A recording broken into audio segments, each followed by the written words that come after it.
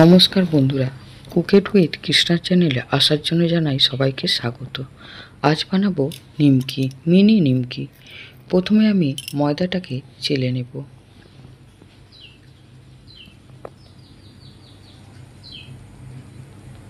আমি 200 গ্রামের মতো ময়দা নিয়ে নিয়েছি। ময়দার মধ্যে দিয়ে দিলাম পরিমাণ মতো নুন আর কালো জিরে হাফ চামচ। এরপরে চায়ের কাপের 4 ভাগের 1 ভাগ আমি দিয়ে দিলাম ডালডা। দিয়ে ভালো করে এবার ময়দাটাকে ময়াম দিয়ে নেব।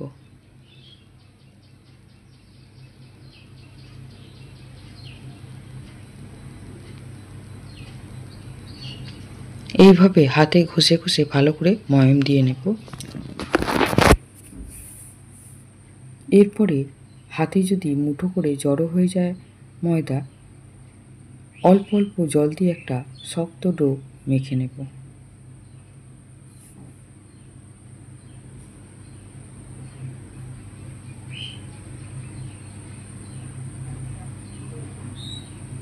ভালো করে মেখে নিয়ে দুটো বড় বড় লেচি করে নেব।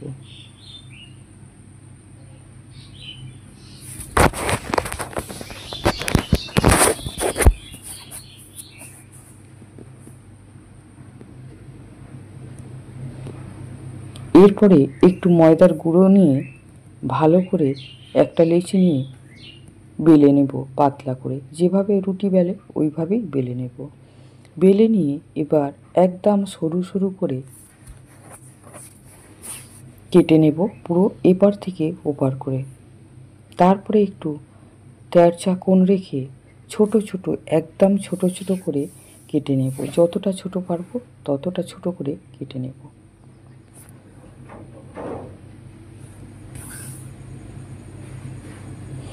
এরপরে গ্যাসের উপরে একটা কড়া বসিয়ে বেশ খানিকটা সাদা তেল দিয়ে নিমকিগুলোকে হাই হিটে দিয়ে মিডিয়াম আঁচের মধ্যে রেখে সমস্ত নিমকিগুলোকে ভেজে তুলে নেব। আমার নিমকি বানানো যদি আপনাদের ভালো লাগে, আমার চ্যানেলে একটা সাবস্ক্রাইব করে দেবেন, লাইক করবেন, কমেন্ট করে জানাবেন। দয়া করে ভিডিওটা পুরো দেখবেন। সমস্ত নিমকি ভাজা হয়ে গেছে, আমি তেল থেকে ছেঁকে তুলে নেব। প্রথমবারের ব্যাচটা একটু লালচে হয়ে গেছে, দ্বিতীয়বারেরটা একদম সাদা সাদা থাকতেই আমি নামিয়ে নেব। তাতে দেখতে কিন্তু দারুণ লাগবে। এর সঙ্গে আমি 50 গ্রামের মতো বাদাম ভেজে নেব। এই নিমকি ভেজে আপনারা চাইলে 1 মাস 1.5 মাসও রেখে দিতে পারেন কৌটোয় করে। যখন মন চাইবে চায়ের সঙ্গে বা এমনি খালি মুখেও খেতে পারেন। আমি কিছুটা নিমকি বানিয়ে ভেজে নিয়েছি, আর বাকিগুলো এইভাবে বেলছি আর তেলের মধ্যে দিয়ে ভেজে নিচ্ছি। তাতে সময়টা কম লাগবে। একবারে সবটা বেলে করতে গেলে অনেকটা সময়ই লেগে যেত। একদিকে ভাজা হচ্ছে আর একদিকে আমি বেলে কেটে নিচ্ছি।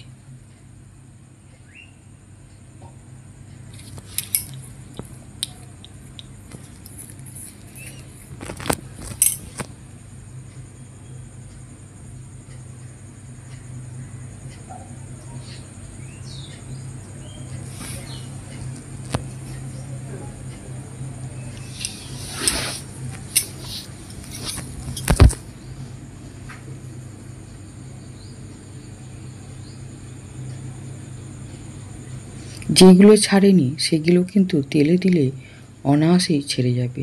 নিমকি ভাজা আমার রেডি হয়ে গেছে। এরপরে আমি এতে বাদাম ভাজাটা দিয়ে নিমকির সঙ্গে মিশিয়ে দেব।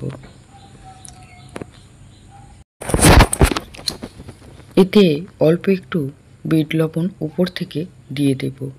দিয়ে ভালো করে ঝাঁকি মিশিয়ে নেব।